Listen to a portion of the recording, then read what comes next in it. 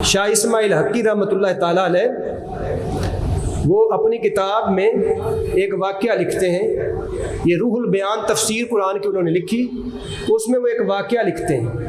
وہ کہتے ہیں کہ میں نے ایک حدیث پڑھی کہ مومن جب مرتا ہے تو اس کو موت کی تکلیف بالکل نہیں ہوتی، اس کی جان اس طرح نکلتی ہے جس طرح آٹے سے بال۔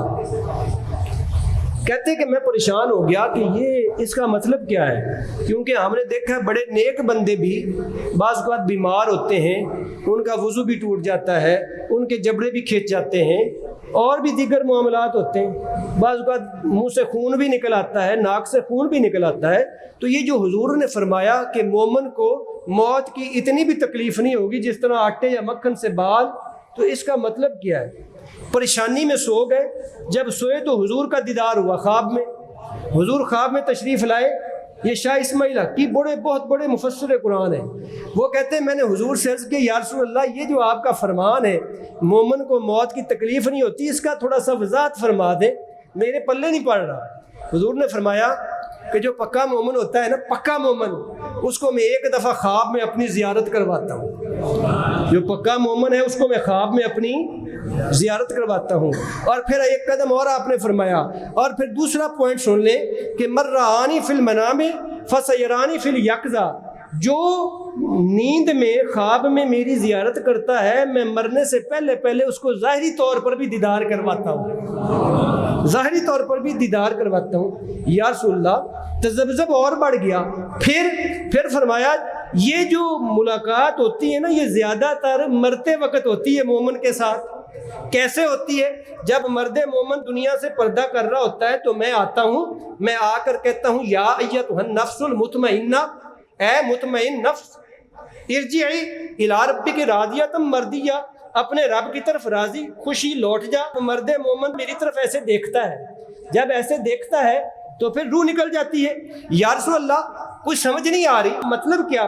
فرمایا ابھی بھی مطلب سمجھ نہیں آ رہا تو پھر ایسا کرو، سورہ یوسف پڑھ لو، سورہ یوسف پڑھ لو۔ فلما رأینہ اکبرنہ وقطعن ایدیہن، یوسف علیہ السلام کے حسن کو جب عورتوں نے دیکھا، مصر کی عورتوں نے، ان کے ہاتھوں میں چھریاں تھی سیب کاٹنے کے لیے، لیکن جب جمال یوسفی پر نظر پڑتی ہے تو سیب کاٹنا چاہتی ہیں لیکن کاٹ بدن کو دیتی ہیں، کاٹنا سیب چاہتی ہیں لیکن کٹ بدن جاتا ہے۔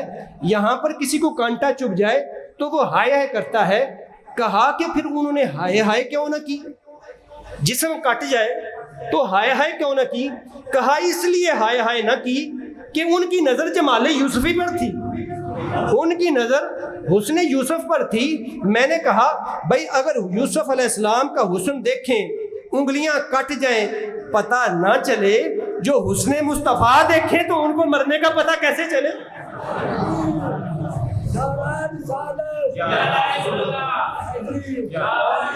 جو حسن مصطفیٰ کو دیکھیں پھر ان کو مرنے کا پتہ کیسا چلے؟ اس لیے حضور نے فرمایا مرانی فی المنام فسیرانی فی الیقظہ، مومن جو وفادار ہوگا اس کو حضور ایک دفعہ خواب میں زیارت کروائیں گے اور ایک دفعہ مرنے سے پہلے ظاہری زیارت کروائیں گے۔ تو یہ حضور کا کرم کس پر ہے؟ مومنوں پر، وفاداروں پر، جانثاروں پر۔ آج کے بعد عہد کر کے اٹھے کہ ہم حضور کے وفادار رہیں گے، ہم حضور کے جانثار رہیں گے، ہم اپنا تن من دھن حضور کی عزت پر قربان کریں گے۔